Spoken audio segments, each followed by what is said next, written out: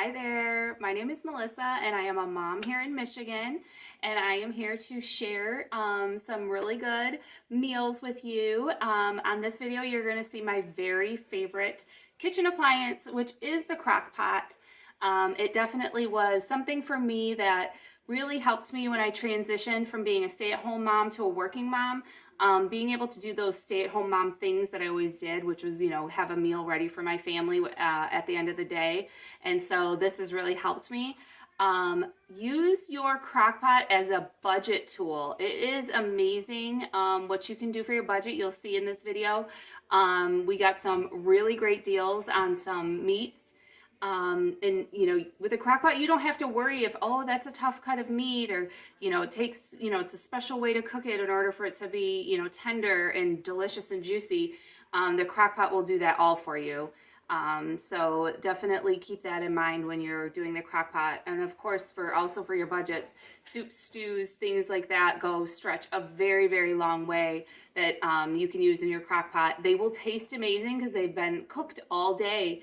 That may be why, you have memories of your grandma's house and everything tasted so good, because grandma was home and so she was able to just, stand at the stovetop and cook and stir it every now and then and, keep an eye on it. And so use your crock pot for those things. You won't regret it. So let's get into the video. I have my crock pot out and we're ready to get rolling. It is morning again, 6:51. And I'm just going to throw everything in the crock pot and get it ready. And this is something you must try in your crock pot. I'm going to be making pinto beans. I had this giant bag, so I did measure it out. I weighed it out. So this is 1 pound of pinto beans. There you go, into your crock pot. Take a look at them. So I actually had, if you could see here, which really surprised me, I had 2 separate bags and they're quite different colors. Not really sure why. I guess I never noticed that, but you kind of want to look, make sure that there's no stones, no pieces of dirt or anything like that.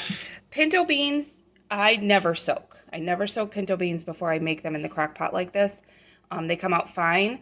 I'm a little particular on red beans. Red beans I always like to soak. They have a thicker outer layer, and so I find that they just need that soak time.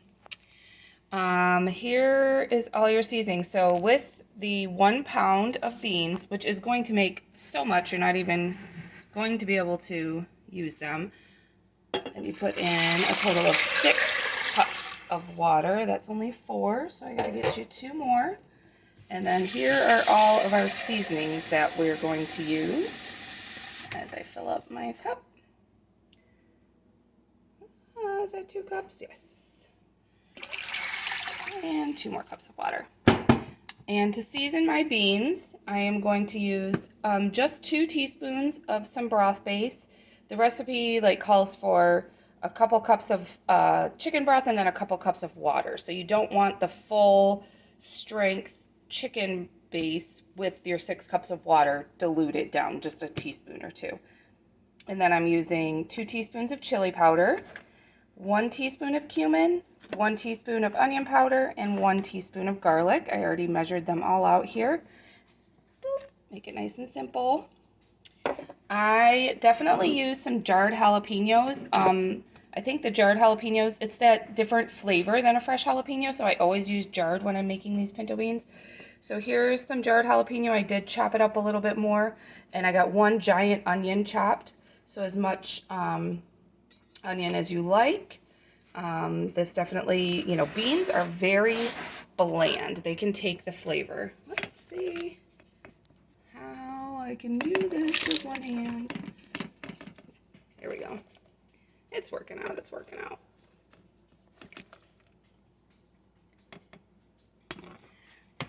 So they can take a lot of flavor. So this is definitely something you want to do early in the morning. The beans actually cook on high for 6 hours in your crock pot or slow cooker. I find that there is a little extra water by the end of the day. I don't always mash them with all the water, but it's happened before that, maybe I left some instructions and they mashed with all the water, and we ended up doing it fine. Of course, you can eat them as whole beans. I do prefer to use these as a in the bean to make like a bean burrito, and so I prefer that texture. Here we are high. We'll be back home. Somebody will be back home, not me, in 6 hours, and they can turn it. This one is a manual, so you got to turn it to warm manually. But I'll just leave a little note. And like I said, my family is really trained to know that when mom's got something in the crock pot to kind of look for a note if there's something else that we need to do. And we will be back later tonight to show you just how delicious these are. Okay, here we are at 5:30 p.m. Almost 12 hours later. So I do have my little note, 3 p.m. turned to warm, and somebody turned it to warm somewhere around then because they look really, really good. Here we go. So of course they're just ready to eat as they are. They're whole beans all the way cooked. Totally nice and soft. You can see it breaks apart really easily there. At first it doesn't look like it, but there is quite a bit of liquid in here. So what I like to do is take out however much I'm going to mash to make quote unquote refried beans. I don't refry them or anything, I just mash them. So I take the beans out like this, I strain them, and then definitely use this liquid to put back into them as you mash them and as you need it, because this has got tons of flavor. Remember, we cooked it with onion and all the seasonings, garlic and onion powder, chili powder and cumin, and some jalapenos. This is so many, I probably will do like half and half as whole beans and then mash up half and have two kinds of choices for everybody. But these are great to put in a burrito. I did end up buying some chips and queso, so that's probably what we're going to do tonight. Just make a nacho plate, and that's dinner. Super easy, ready to go, and that's what I was going to mention. So you want to check for salt taste when you get to this point. You do not want to cook your beans in a super salty liquid. I've never tested the theory. I've never had it happen to me, but apparently they won't get tender. So you add the salt later. So there's a chance that you're going to have to add some salt to it later, but you should not add that at the beginning of your cooking. You should add that at the end to taste. So just wanted to give you that tip, and enjoy. Good morning. Here is the recipe I want to show you that I'm going to make with my crock pot. This is definitely one that everybody needs to try. It's amazing. It is 6:06 this morning. So this is something that this piece of roast, it's a very simple recipe. You're going to just need a piece of beef and then some sort of sauce to do it. I am using, this is a can of beef consomme. You could just use beef broth as well. I'm going to just put in some whole garlic cloves and a little bit of Worcestershire sauce, or Worcester sauce, however that is said. I don't know if anybody officially knows. And yesterday I was cutting up some onion for a salad, and I had just that much extra, so I thought I will throw that in the bottom of the pot. I wanted to show you, you still can get deals. This is February 28th. Yes, 2022. This was a buy one, get one free deal. So for $25, this is an 8.5 pound roast. You get one, and you get a second one completely free. So that means this one 8.5 pound roast is somewhere around $12. So it's coming out to about $1.50 a pound. So that is just an amazing deal. When you see those, that's when you need to pick those up. I have one here and one in the freezer for another day. So this could not be more simple. I'm just going to put it into the crock pot on top of those onions. It's got some really good marbling, this is why you want to get it in your crock pot early. You want it to slow roast all day. I'm just going to pour this can over top. Just going to throw in the whole garlic cloves around. Now when you use this type of sauce, when you see your stuff at the bottom there, so I always shake it up so that it's all mixed in. And I'm not going to measure this, it's just going to shake in a couple tablespoons.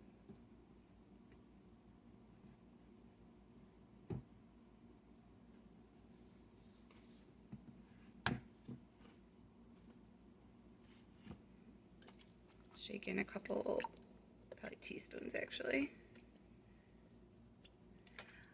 Tonight we're planning on eating this roast on some buns as a sandwich, like a roast beef sandwich. Hopefully there'll be enough juice down there in addition to what the meat's going to give off. But I know people like to do the jar of pepperoncini peppers and make those kind of beef sandwiches. You can use an onion soup packet and some water, some seasonings like garlic and the Worcester sauce, and make sandwiches that way. But definitely the trick to this is the timing. You have to give it enough time. So put the lid on. If you can get 10 hours, you're going to be very happy. That is definitely my suggestion, to get at least 10 hours.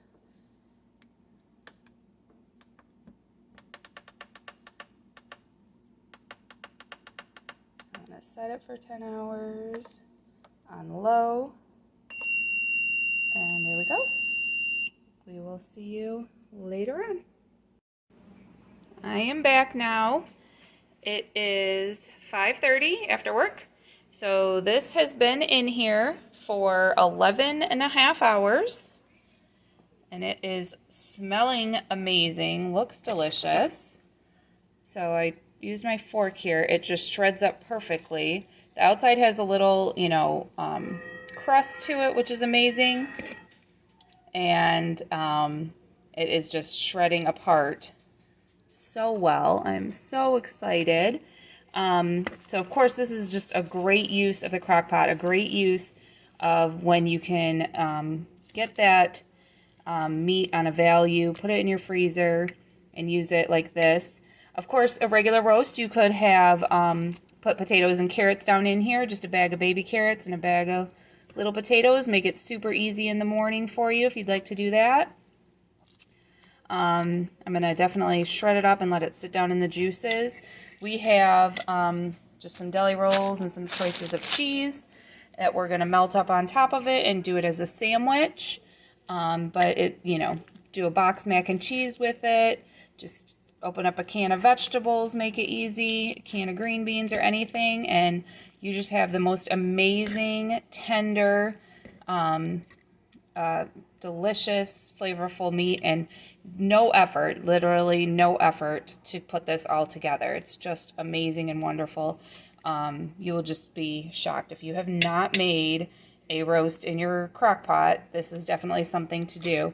You could, of course, I'm shredding it because we're going to put it on sandwiches. We're going to use some of this juice to dip the sandwich, but you can, of course, slice it, like a slice of beef. If that's the way you're serving it with some mashed potatoes, you want to do that. But this is great on a weeknight and just really is satisfying. Gives the family a nice, full, big meal. Obviously, tons of meat here. This was an over 8-pound roast, and we're going to have probably some leftovers, take for a lunch sandwich tomorrow. I'm just even, there's a piece of garlic. I'm just even mashing that in. That's just going to be perfectly delicious. There's another piece of garlic. That was a piece of garlic, and look, it just mashes and it just becomes part of the sauce. So, all right, this is what we're having for dinner tonight. Well, thank you all so much for watching. I really appreciate it. All the support that it's given me.